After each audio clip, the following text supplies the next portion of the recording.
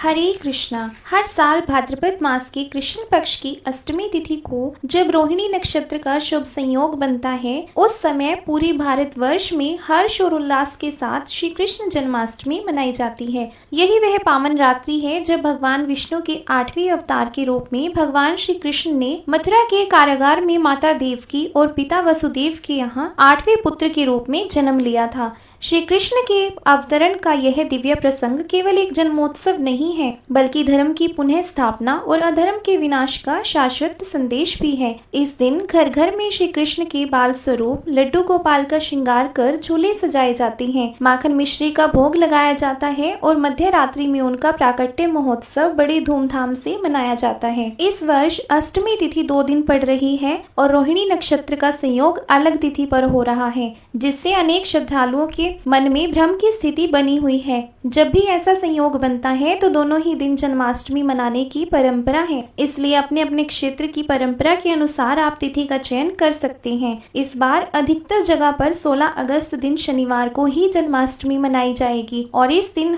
दही हांडी उत्सव भी आयोजित होगा और उदय तिथि के अनुसार 16 अगस्त को ही जन्माष्टमी मनाना ज्यादा शुभ रहेगा। हिंदू पंचांग के अनुसार 15 अगस्त की रात को 11:49 से अष्टमी तिथि शुरू हो रही है और वहीं अष्टमी तिथि का समापन अगले दिन यानी 16 अगस्त दिन शनिवार को रात 9:34 पर होगा और रोहिणी नक्षत्र भी 16 अगस्त दिन शनिवार को सुबह 6:07 से प्रारंभ हो रहा है और इस बार अष्टमी तिथि तथा रोहिणी नक्षत्र का मिलान भी नहीं हो पा रहा है, जिसके कारण भ्रम की स्थिति बनी हुई है। ऐसी मान्यता है कि जिस साल भी ऐसी स्थिति बनती हो जब अष्टमी तिथि और रोहिणी नक्षत्र का मिलन ना हो, तब उदय तिथि के अनुसार जन्माष्टमी मनाना ज़्यादा शुभ रहता है। इसलिए इस बार 16 अगस्त को ही जन्माष्टमी मनाना ज़्यादा सही रहेगा।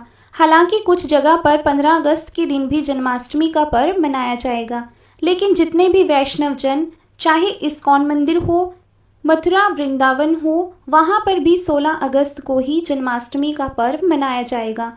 कभी कभी जब ऐसी स्थिति बनती है तो कुछ पर्व ऐसे भी हैं जो समाज की परंपराओं में रहकर निभाए जाते हैं और तभी मनाए जाते हैं। इसलिए आपके क्षेत्र में जिस दिन भी जन्माष्टमी का पर्व मनाया जा रहा हो, आप उसी दिन उस पर्व को मना सकते हैं।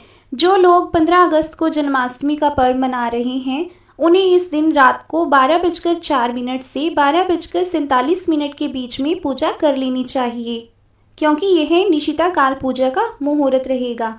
और इसके अलावा जो लोग 16 अगस्त को जन्माष्टमी का पर्व मना रहे हैं, उन्हें दिन भर उपवास रखकर रात को 12:04 से 12:47 के बीच ही मध्य रात्रि की पूजा कर लेनी चाहिए। और इस समय के बाद चाहे आप उपवास को खोल भी सकते हैं, क्योंकि बहुत से भक्त जन्म कराने के बाद रात को व्रत खोल लेते हैं, तो वहीं कुछ लोग अगले दिन सूर्योदय होने के बाद व्रत का पारण करते हैं। 16 अगस्त दिन शनिवार को चंद्रोदय होगा रात 11:51 पर। इस दिन सूर्योदय का समय सुबह 6:07 पर और सूर्यास्त का समय शाम 6:54 पर रहेगा। राहुकाल 9 बजे से 10:30 बजे तक और इस दिन अभिजीत मुहूर्त दोपहर 12:05 से 12:56 तक रहेगा। ब्रह्म मुहूर्त सुबह 4:31 से 5:19 तक रहेगा। जन्माष्टमी के दिन गोधूली मुहूर्त में भगवान श्री कृष्ण की पूजा की जाती है, जो कि 16 अगस्त को शाम 6:59 से लेकर 7:21 तक रहेगा। क्योंकि श्री कृष्ण को गौओं से बहुत प्यार था, तो आप इस समय में गौ माता की पूजा या उनकी परिक्रमा कर सकते हैं। इस बार 15 अगस्त शुक्रवार को भद्रा भी लगेगी। भद्रा काल दोपहर 12:58 पर समाप्त हो जाएगा और भद्रा का वास स्वर्गलोक में रहेगा, लेकिन भद्रा को बहुत से लोग अशुभ नहीं मानते, चाहे भद्रा का वास कहीं भी क्यों ना हो। इसलिए जो लोग 15 अगस्त को जन्माष्टमी का पर्व मना रहे हैं, उन्हें भद्रा काल के समय का भी ध्यान रखना चाहिए। जन्माष्टमी के दिन सुबह से लेकर रात तक निर्जला और निराहार व्रत रखा जाता है। भगवान श्री कृष्ण के जन्म की तैयारियां की जाती हैं, झांकियां सजाई जाती हैं। लड्डू गोपाल जी की पूजा करके रात के समय उन्हें स्नान कराकर उनके जन्मोत्सव की खुशियां मनाई जाती हैं और उन्हें पालने या झूले में भी झुलाया जाता है। इस दिन भगवान श्री कृष्ण को या लड्डू गोपाल जी को नए वस्त्र धारण कराएं उन्हें नई बांसुरी और मोर पंख धारण कराएं, उनका श्रृंगार करें, काजल लगाएं और दूध भात या माखन मिश्री का भोग अवश्य लगाना चाहिए, जिसमें तुलसी का पत्ता जरूर रखें। श्री कृष्ण जन्माष्टमी के ठीक 6 दिन बाद कान्हा जी की छठी भी मनाई जाती है, जो कि इस बार 20 और 21 अगस्त को मनाई जाएगी।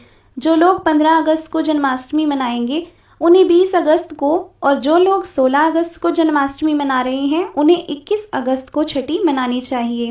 वैसे तो जन्म के ठीक 6 दिन बाद जो भी गुरुवार पड़ता है उस गुरुवार में छठी मनाना सबसे ज़्यादा शुभ माना जाता है।